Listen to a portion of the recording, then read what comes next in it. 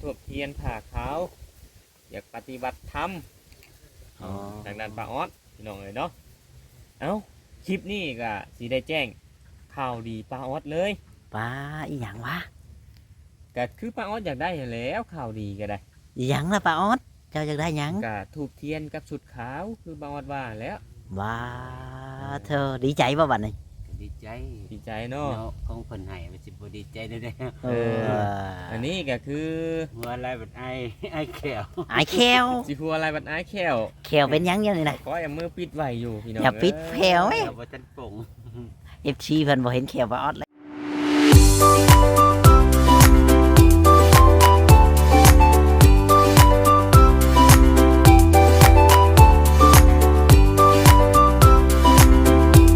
เห็นบ่ป้าออด ซื้อมาให้สาว โอ้ ได้อยู่ทาง โอ้ นี้ ว่าหนนั่นแล้วนะ ว่าตรงๆแล้วนะ อยากได้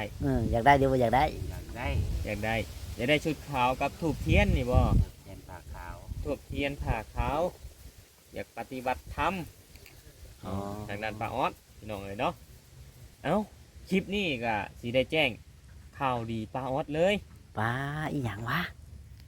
ก็คือป้าออดอยากได้อยู่แล้วข่าวดีก็ได้ อีหยังล่ะป้าออดเจ้าอยากได้หยัง ก็ทูบเทียนกับชุดขาวคือป้าออดว่าแล้ว ว้าเธอดีใจป่ะบัดนี้ ดีใจ ดีใจเนาะ เนาะของเพิ่นให้มันสิบ่ดีใจได้ เออ อันนี้ก็คือ หัวอะไรแบบไอ้แขว ไอ้แคว สิพัวอะไรบัดอ้ายแคว แควเป็นหยังยังนี่นะ ขอเอามือปิดไว้อยู่พี่น้อง อย่าปิดแคว เอ้ย เดี๋ยวบ่ทันปลง FC เพิ่นบ่เห็นแควป้าออดเลยบัดนี้ ป้าออดยิ้มให้ FC บ้างแน่ เอ้ยบ่จ่อยเฮงหมักหยอกเนาะ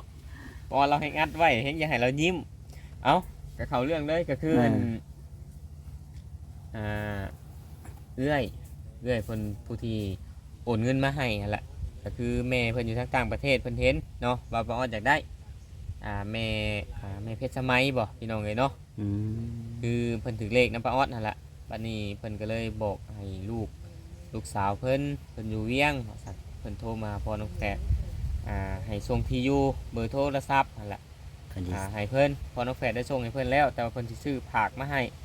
เนาะอยู่เวียงนี่แหละก็อีกบ่โดนดอกบ่เกินมื้อ2มื้อนี่แหละป้าเอ้ยถ้าเพิ่นได้มีเวลาผักมาหั่นนะเพราะว่าถ้าเพิ่นได้ผักแล้วก็โอนลนก็ฮอดเนาะ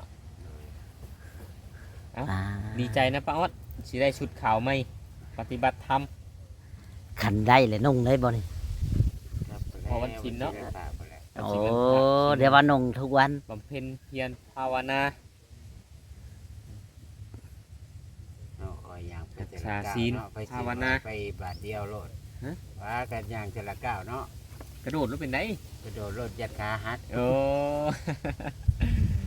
อ้าวเพราะว่า ป้าออดได้สุด คอย ขาว คอย หวานนี่ ก้ว มาบัดเทอนานี่ให้ป้าออดนุ่งนั่งสมาธิอยู่เฮือนเฉย อืม แม่นบ่ป้าออด อีกอยู่เพื่อน เราต้องไปต่อไปนี่แหละยัง อ๋ ไง อต้องรุ่นต่อไปเนาะ บุญต่อไป ธรรม เอ้า ดา พี่น้องเลยเนาะก็มาคุยกับป้าออดกับผมมีอย่างไรพี่น้องเอ้ยมื้อนี้ก็ได้โอ้ล้มกันไปคือเก่าหั่นละแจ้งป้าออดไปมีความคืบหน้าเล็กๆน้อยๆเฮาก็แจ้งไปพี่น้องเอ้ยเนาะ คือตู้นี่คือสิยังจัดบ่ได้แล้วพอน้องแฝดคิดว่า เดี๋ยวตู้ใหม่เนาะ แม่นให้ป้าออดให้ทั่วก่อนอีกจักหน้อยแล้วก็จังให้เพิ่นจัดระบบระเบียบใหม่แล้วก็เข้าไปให้อยู่ให้กินอยู่ใน โอ้แล้วเนาะแผนการเพิ่นอยากให้เห็นแบบนั้นฮะ แม่ แล้ว น ก็ ก็เจ้าก็เฮ็ดให้เพิ่น ให้ได้หัวออกก่อน เอ่อ แล้วก็สิพยายามเอารักหัวมันพอประมาณหมง20-30ลัก แม่นเพิ่นก็ถามเบิ่งอยู่ได้ป่ะเพิ่นเบิ่งเจ้า แล้วก็จังสิเอาตัวนี้ออกมานี่ อืม เอาตัวก็ตัวนี้ออกมามา อ่า ว่ากัน เพราะว่าเพิ่นก็เบิ่งคอยติดตามเบิ่งเจ้าทุกคลิปเด้เจ้าเฮ็ดหันได้นี่เพิ่นก็เห็นอยู่ได้ โดย ก็สิว่าจะให้เจ้าเฮ็ดทั่วเฮ็ดหยังให้มันแล้วหันนะแล้วก็จัดแจงคือขอเกินครัวก็ได้ เป็นได้บ่อยากเข้าไปอยู่บ่เฮาเห็นเขาคืออยากไปอยู่ซะได้แถวได้ใหม่นี่ อันใด แบบเพื่อนขอเพื่อนครัวนี่แหล้ว มันก็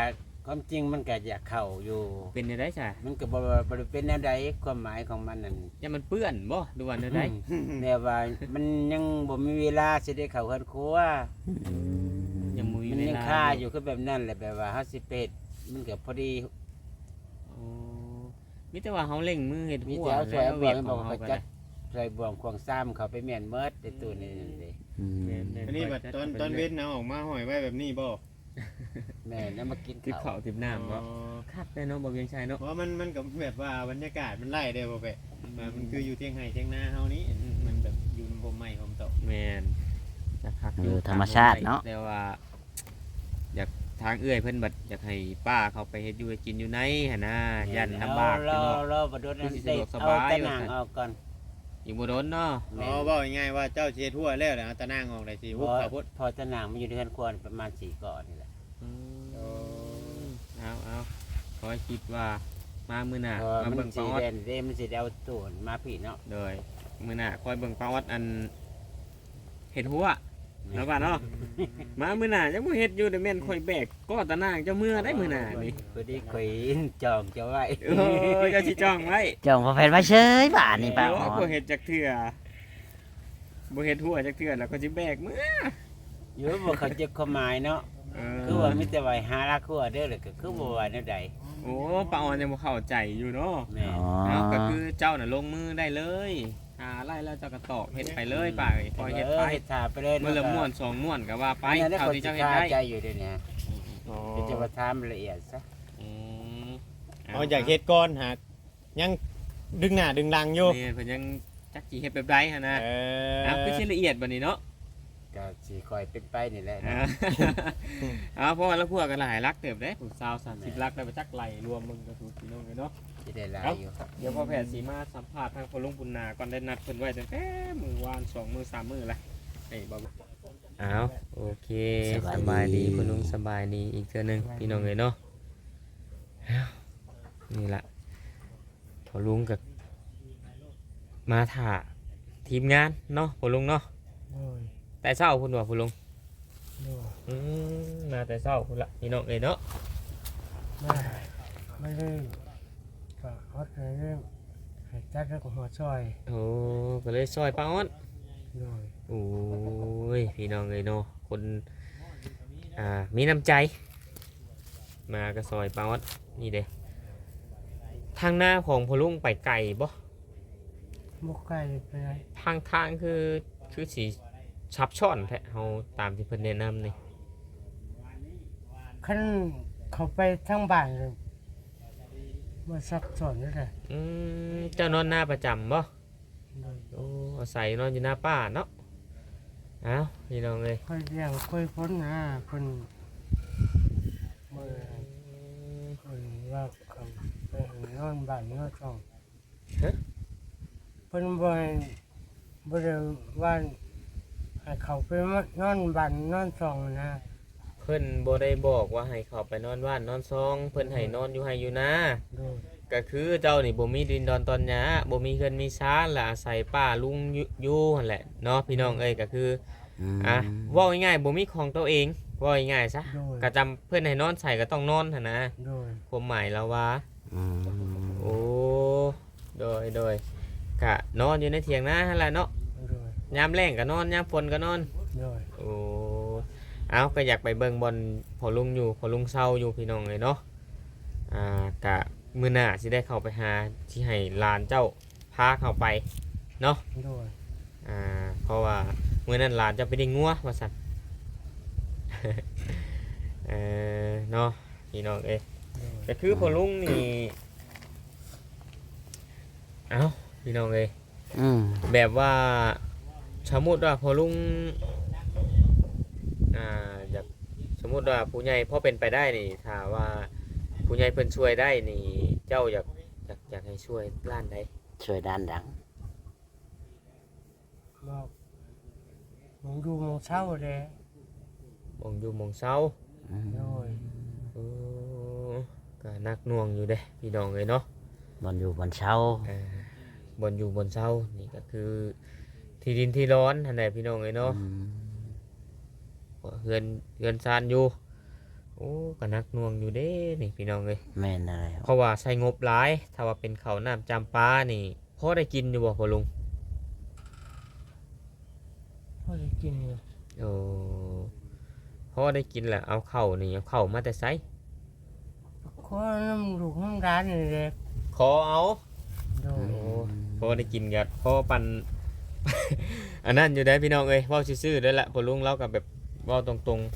ๆเราคนซื่อๆพี่น้องเนาะขอเอาพอได้กินอยู่ถ้าบ่ได้กินอีหลีเราจังว่าบ่ได้กินก็ถือว่าลำบากพอสมควรแล้วจะไปขอเอาพอลุงเอ้ยเขาน้ำจำปาก็ได้ ซอยเขาเฮ็ด โอ้จะซอยเพิ่นเฮ็ดนาแล้วเพิ่นก็เอาให้กิน โดย อืม ซอยผู้นั้นซอยผู้นี้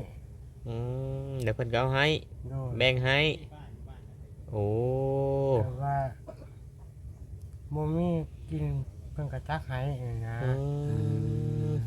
เป็นอะไรยังติดต่อกับลูกกับเต้าอยู่บ่ทางพ่อเฒ่าแม่เฒ่า บ่ได้ติดต่อหึงเลยนะ โอ้ยันว่ากินฮอดลูกกินฮอดเต้าแล้วติดต่อโทรหา ติดต่ออยู่ตะกี้คอยไปใช้โทรศัพท์ตั้งโต๊ะ โอ้ ตอนนี้น้าบ่าวเขาใส่โทรศัพท์ตั้งโต๊ะเขาใส่แต่สัมผัสเลยบ่ฮู้จักกันมัน จำพัดเฮาก็มีเบอร์โทรเฮาก็โทรเขาได้ บ่ แบบไหนก็ได้ บ่มีเบอร์เพิ่นมันนี่ เออฮะ มีเบอร์เพิ่นเลย พอจังว่ามีเบอร์โทรอีหยังพอได้โทรติดต่อยามกินฮอดลูกกินฮอดเต้าจะได้ก็ได้เนาะลูกเต้านี่2คนบ่พ่อลุง โดย 2คน ลูกสาวหรือลูกชาย ยิ่งหนึ่งชายหนึ่ง อ๋อ ยิงกับทรายตอนนี้อายุจักปีแล้วพ่อลุง 3อยู่บ่ แม่น 3 ปีปลายผู้หนึงอีกผู้หนึง9 ปี 9 ปีกับ3 ปีปลายผู้อ้ายนี่9 ปีบ่ผู้อ้ายบ่ โดย ผู้ลูกสาวนี่3 ปี โดย โอ้3 ปีก็ยังเป็นหักแต่แพงแล้วพี่น้องเอ้ยเนาะเอาสาเหตุที่พ่อเฒ่าแม่เฒ่าเพิ่นบ่อยากให้เอาลูกมานํก็ย้อนสาเหตุแบบนี้พ่อแพทย์คิดว่าเนาะพ่อลุงเนาะ โดย คือย่านบ่กุมลูกกุมเต้า โดย แม่นบ่ โดย โอ้ซาข่อยเบิ่ง แต่ว่า เพราะว่า บ่มีหมูดูหมูเช้าแน่ นั่นละเจ้าบ่มีบอนอยู่บอนเช้าบอนพักอาศัยแล้วเพิ่นก็เลยบ่ให้ลูกให้เต้ามา บ่ให้ลูกหลานเพิ่นมานำ แม่นเพิ่นก็เป็นห่วงลูกหลาน ถ้าเจ้ามีเอ้าดินดอนตอนหญ้ามีบอนพักบอนเช้าเฮือนซ่านตันด้านหญ้านี่ก็เพิ่นก็สิให้เจ้ามาอยู่ดอกลูกเต้าก็ได้บ่ต้องน้อยใจเด้อพ่อลุงเด้อ อืม เอามีแต่ว่ายามกินฮอดแห้งๆแล้วเฮาก็หาเงินหาคำได้เฮาก็เก็บเงินเก็บคำแล้วก็พยายามเนาะ โดย อยู่เมืองชนนี่บ่ โดย อันนี้ก็ จำได้อยู่บ่ ป เฮือน ใด นะครับ ฮะ จำได้บ่เฮือนพ่อเฒ่าแม่เฒ่า ทำได้แล้ว จำได้เนาะ อ๋อ ไปอยู่พุ่นก็หลายปีเนาะ อยู่ในเมืองบ่ เป็น10ปลายปี อันนี้ อ๋อ 10ปลายปีละเมืองชนนี่อยู่บ้านไหนพ่อลุง บ้านนั้นกอง บ้านนอนกอง กกแดง ดอนกองกกแดง อืม เคยไปบ่จอย นอนกองกกแดงแม่นบ่เมืองชน บ่คนยัง มันบ่แม่นเมืองชนนะนอนกองกกแดง ชนไหน เมืองไหนซะเคยได้ยินจะว่าเมืองชนสิก่อนนะ เมืองอัศพรเขาจักกันเลยนะ เมืองอัศพรน่ะ เออว้าย เออ คันอันนี้เขารู้จักอยู่นอนกองกกแดง ถ้าว่าเขตอาจจะพอ อัศ นี่ถามบ่จอยเราฮู้จักเราเป็นคนเขตนะ ข่อยก็บ่แม่นคนเขตนั้นข่อยเคยไป โอ้เอาชื่อจังไดทางพ่อเฒ่าแม่เฒ่าขออนุญาตถามเด้อบางเทื่อเฮาผ่านไปทางนั้นแล้วเฮาสิถามเบิ่งข่าวลูกเต้าเจ้าอยู่ดีมีแฮงบ่หั่นนะทางทีมงานก็สิได้แวะถามเบิ่ง อื ข้อ ม ยก็บ่ฮู้จักชื่อเพิ่นชื่อกัน อ้าว บ่ฮู้จักชื่อพ่อเฒ่าแม่เฒ่า ไปอยู่10กว่าปีแล้ว เพิ่นมีแต่เอิ้นแบบว่าเอิ้นน้ำลุงน่ะนะ ลุงแบบใด ลุงติงลุงใหญ่พอมาติงแม่มาติง โอ้ พอมาติงมาติงสินะ เจ้า โอ้พี่น้องเอ้ยเนาะไปอยู่10ปลายปี บ่จัก แต่ สิ บ่ฮู้ชื่อพ่อเฒ่าแม่เฒ่าแล้วไปเล่นลูกสาวเพิ่นจะได้ฉะนั้นน่ะฮะ จะว่าเอานั่นได้พ่อลุงนะ มันเอ้ยน้องเจ้าเอ้ยน้องแบบว่าทางเมียจะได้ซั่นรู้จักเขาอยู่บ่ จัก จักชื่อเขาอยู่ติ จักชื่อปานินนั่นแหละ ชื่อเมียน่ะบ่พี่น้อง พี่น้องป่านะ อืม อืม ป่าทั้งเมียปานิน เอาเนาะสู้ๆพ่อลุงเอ้ยจะได้ก็ถ้ามี ข่าวถ้าได้ข่าวแล้วก็สิบอกส่งข่าวเจ้าจะดอกเรื่องลูกเรื่องเต้าก็ได้เนาะ อืม หัวเข่าก็เป็นยังไงนะพ่อลุงเข่าเจ้าน่ะ ใส่เล็กนะมันบอกเศร้า ใส่เด็กดามได้พี่น้องเลยเกิดอุบัติเหตุอยู่ไทยบ่จะบอกตะกี้ครับ โดย เอาขออนุญาตเบิ่งในหัวเจ้านะให้เบิ่งได้บ่พ่อลุงก้มลงเบิ่งดูฮะ ได้ นี่ได้พี่น้ อ๋ อง อ เลยหัวเพิ่นสิบั้มได้พี่น้องเนาะค่าผมอาจสิเบิ่งบ่คัก มันหยบเขา ยกเข้าสมองอาจสิไปเครื่องหนึงเนาะพ่อลุงเนาะท่าเนาะ พาหัว อ๋อ ว่ำเข้าข้างหนึงได้พี่น้องเลยโดย กะโหลกแตกนะกะโหลกบุ้ม ตกตึกบ่จะว่าตะกี้ โดย ตกตึกเหตุงานก่อสร้าง โดย โอ้ รอดตายมาอย่างวูดวีดเนาะ โดย โดนกองกกแดงแบบว่า ดอนกองโคตรแดง อืม อาจจะพร เมืองอัศพรบ้านดอนกอง เฉพาะ ว่าเมืองชนข่อยละงงแล้วแถวนั้นคือข่อยบ่เห็นบ่เคยได้ยินนะ หมู่บ้านน่ะเนาะ อืม บอกพิษเนาะลุงเนาะเอาสู้ๆกันละบ่ต้องน้อยมกน้อยใจน้อยมกน้อยใจอย่าว่ามาแบบพอเฒ่าไม่เฒ่าบ่ลูกให้นี่เคยคิดน้อยใจในตนเองอยู่บ่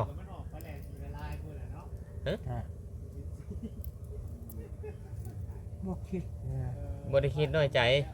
ว่าลูกเฮานี่เป็นหยังเพิ่นคือบ่ให้มาแบบนี้นะบ่ได้คิดเนาะ คิดอยู่ว่าเจ้าของก็บ่มีหมู่อยู่หมู่เศร้า อืมที่ลูกเมียน่ะได้เสียจากเจ้าไปเป็นบ่ โดย อ๋อ เอาเว่าง่ายๆลูกเต้าอยู่ดีมีแห้งสุขสบายอยู่น้ำเพิ่นได้อยู่ได้กินอิ่มนอนรับก็ดีใจเนาะ โดย ผู้เป็นพ่อว่าซั่นซะ โดย อืม อ่า โดยดีแห้ง ถ้ากินฮอดแห้งๆก็เมื่อเยี่ยมเมื่อยามเอาเนาะ โดย โดยเอาสู้ๆพ่อลุงเลยเนาะจะได้ก็ฝากผู้ใหญ่เพิ่นพิจารณาเบิ่งอีกเทื่อนึงก็คือพ่อลุงอยากได้นี่ก็โอ้เป็นที่ว่าใช้งบประมาณหลายพี่น้องเนาะ แม่ กิน น ตอนหญ้านี่ก็บ่แม่นถึกๆได้พี่น้องเลยเนาะ แพงแพงแพง บนอยู่บนเสาเดี๋ยวว่ามื้อหน้าเอาสิเข้าไปหาเจ้าอยู่เถียงนาอีกเทื่อนึงสิพาหลานเจ้าเข้าไป เบิ่งเพิ่นอยู่บนเช้าแล้วเนาะ โดย พอได้คุยกับหลานเจ้าอยู่มื้อนั้นน่ะนะแต่ว่าบ่มีผู้อยู่เฮือนเพิ่นก็เลยพาเข้าบ่ได้มื้อก่อนนะเนาะพี่น้องเอ้ยจะได้ก็สู้ๆฝากเป็นกำลังใจให้พ่อลุงบุญนะ แม่น พ่อลุงเด้อ โดย ไปรับจ้างเกี่ยวข้าวได้เงินนี่ไปซื้อหยังล่ะพ่อลุง